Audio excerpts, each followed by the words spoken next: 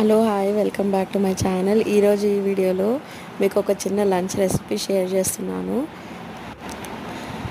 Rice, పెసరపప్పు, దొండకాయ fry. ఇందులో పెసరపప్పు వచ్చేసి రెగ్యులర్గా మీరు నార్మల్ పప్పు ఎలా చేస్తారో అలాగే.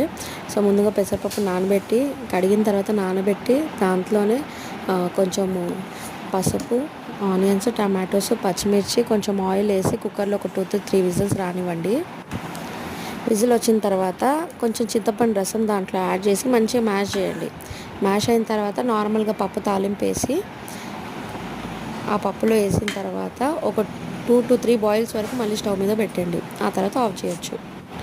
దొండకాయ ఫ్రై వచ్చేసి కడాయిలో ఆయిల్ పెట్టి కట్ చేసిన దొండకాయ యాడ్ చేసి కొంచెం సేపు ఒక సిమ్లో పెట్టి దొండకాయ అంతా వేగేంత వరకు పెట్టండి. దాని తర్వాత వేగిన తర్వాత కొంచెం సాల్ట్, హల్దీ, ఇంకా కారం ఇది రెండు యాడ్ చేసి ఇంకా కొంచెం సేపు మూత పెట్టి సిమ్లోనే ఫ్రై చేయండి.